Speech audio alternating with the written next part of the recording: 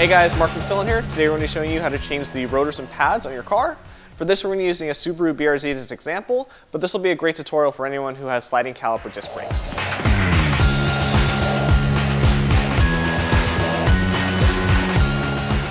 So the stock brakes in your car are most likely going to be a blank vented rotor with a simple street compound pad, nothing too aggressive. So today we're electing to upgrade to the DBA 4000 drilled and slotted rotors for some performance increases, as well as a Stillen metal matrix performance brake pad. The first step we're going to do is loosen the lug nuts. This is important because once the car is in the air, it becomes a lot harder. So we just want to break them loose really quick so they're easy to remove once it's up in the air and the wheels can spin freely. So the next step is to jack the car up into the air. Now for the front, you're going to want to locate the front cross member and slowly raise the jack towards it. Whatever you do, never jack the car up by the oil pan. Bad day. You want to place your jack stand underneath the pinch weld right behind the front tire. Now that our jack stand's in place, you can slowly lower the vehicle onto the jack stands, and we can move on to the back. Next up, we're going to jack up the rear. For this, we're going to find the rear differential. On a rear-wheel drive car, this is where you want to jack up the rear of it. On a front-wheel drive car, you would find the rear cross member. So just like in the front, on the back, we're just going to slide our jack stands under the pinch weld, get it all centered up, and then slowly lower the car. So now I can remove the lug nuts to take the wheel off. Now I can remove our wheel. Wow, these weds are so light. Look at that Nitto tire tread pattern. 8,000 miles strong, still solid tread. Shameless plugs. So next we're going to remove the bolts holding the caliper to the bracket. Then we're going to remove the second bolt, which will be on the lower end, just opposite of it. After it's loose, leave it in place. Move to the bottom one and loosen this one. Once they're both loose, you can remove them both. Put those in a safe place so you don't lose them. After this, we can slide the caliper off. Now, the caliper you don't want to leave hanging by the brake line, so we want to take a zip tie and zip tie this up out of the way. Easy place to hang it is actually from your coil spring. So next up, we're going to remove the brake pads. As you can see, these are barely used. They only have about 8,000 miles on them, and OEM pads are meant to last a long time. Next up, we actually remove the caliper brackets. Now we're going to remove the two bolts that hold on the caliper bracket. You're going to find those on the back of the hub. After you remove the second bolt, you can remove the caliper bracket. So the rotor can be a little bit tricky to get off sometimes. As you can see, this one's a little bit frozen on. Fortunately, from the factory, the rotors come with these little holes that you can screw bolts into to pop it off. I'm going to thread these bolts in really quick. And just slowly tighten each one down. Okay. Once they stop turning, you know you've reached the hub. And here's a helpful tip. You can use a breaker bar to help hold the hub still as you crank on these bolts.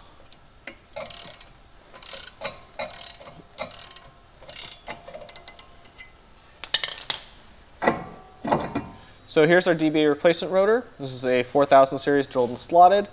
As you can see, same size as the originals, but we do get the kangaroo paw venting, get the drilled and slotted pattern, and a nice coating over the hat so it doesn't rust or anything like that. Whenever you install new rotors, you want to clean them really quickly, as there's usually some type of film or layer on them that you don't want to have contacting your brake pads. So just do a quick spray off with brake cleaner on both sides.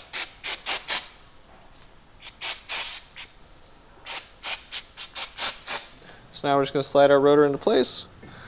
Make sure it fits on there nice and snug. So, quick tip to make sure this stays in place. Just use one of our lug nuts. And that'll keep it from moving around. Now it's time to get our pads ready. For this project, we're using the Stillen Metal Matrix Performance pads. Now, if your brake pads didn't come with new shims, simply remove them from your old brake pads, like so, and transfer them to your new pads. Next, we use a caliper spreader to push the pistons back in. This will allow us to fit in the new pads over the new rotors. So over time, these pistons slowly work their way out as your pads wear down, so it's important to push them back in. So we're going to use, for a 2-piston caliper, you're going to use the old brake pad, depress. If you want to save your old pads, make sure that you cover the surface so you don't damage the brake pad. Insert your caliper spreader and depress the pistons. So as you reset the brake caliper pistons, you're going to want to check your brake fluid level. So the brake fluid from the factory comes at max level, and as your pads slowly wear down and the pistons move out, your level will drop, and that's why people top off your brake fluid. Now, if you've recently been topped off and it's already at max and you've had to depress them, you may need to remove some brake fluid.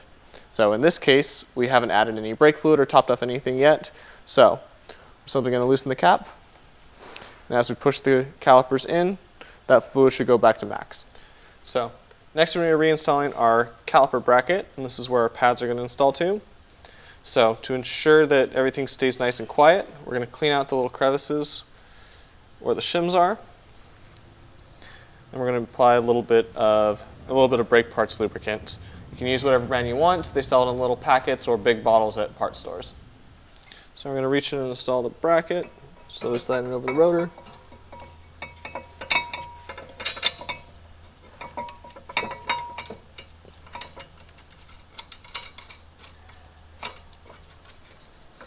Okay, so hand tighten these down. So now that we have the bolts installed, we're going to torque them down. Now you want to check the torque specs for your specific vehicle, but for the BRZ or the GT86, it's going to be 59 foot-pounds. So we're just going to set our torque wrench to 59 foot-pounds.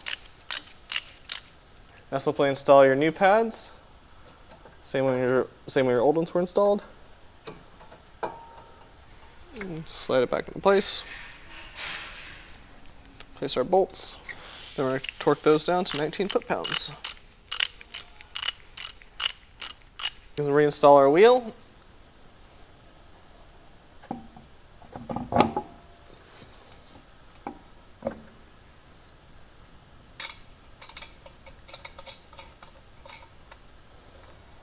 I'm just going to hand tighten these on in a star pattern using your socket.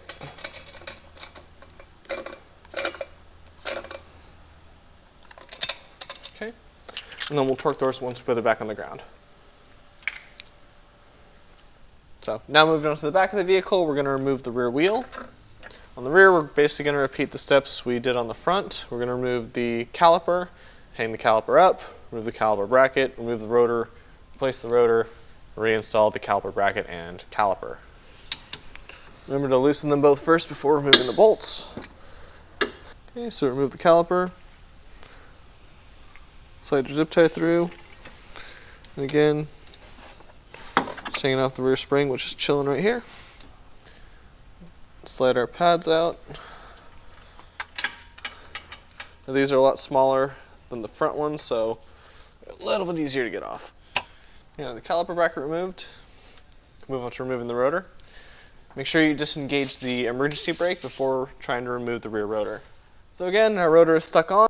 So we're going to use the same bolts we used on the front to remove the rear rotor. Now for the FRS BRZ GT86, this is a M8 with a 1.0 thread. So we're just going to tighten them down until they stop. Again, we're going to use our breaker bar trick. Tighten them down.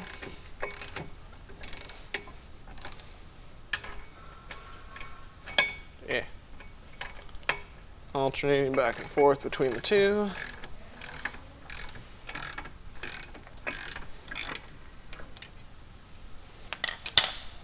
There we go.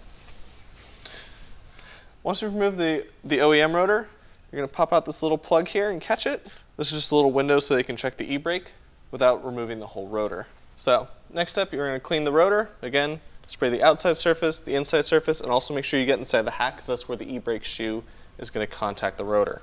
So replace your plug from your OEM rotor. We're going to simply slide this on. So our DBA rotors came double drilled because they also fit some other Subaru models that have a 5x114 pattern and use the same rear rotors. So ours is a 5x100, so we use the smaller bolt pattern. Now just like on the front, take one lug nut, tighten it down just to hold it in place. You can use two if you want to be paranoid. Next up, we're going to put our brake caliper bracket back on. Again, we're going to grease the clips just to make sure that we don't get any unwanted sound and vibrations. Make sure you wipe off the inside so we don't get any grease or anti-squeal material on our rotor. Get one a little bit threaded. Move on to the next one, tighten it down. Okay, so next we're going to torque our caliper bracket bolts. Those are to be set to 49 foot-pounds, so. Next we're going to take our brake pads and install these. So our rib pads didn't come with any shims, so we're going to take them off of our OEM pads. We're going to remove our OEM shims. We're going to put them on our new pads. Here you use the inner shim for the inner pad and the outer shim for the outer pad. Now we're going to use our caliper spreader. Okay, now that our calipers are pressed, we can cut it loose and slide it back into place. Place our bolts. Then we're going to torque those down to 19 foot-pounds.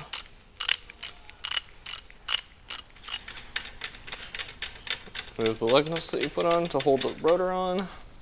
Okay, tighten them all down so they're good and snug. Make sure the wheel's fully mounted and on there. Okay, and we'll torque it when it's down on the ground. So, next we're going to torque down the lugs. This car, we're doing about 85 foot-pounds.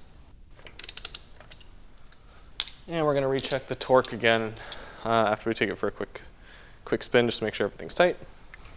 Repeat on all 4 wheels. Well, that's all for today. Thanks so much for watching, and if you have any more questions, feel free to give us a call or shoot us an email. Don't forget to like, follow, and subscribe, and stay tuned for more videos from Stillen.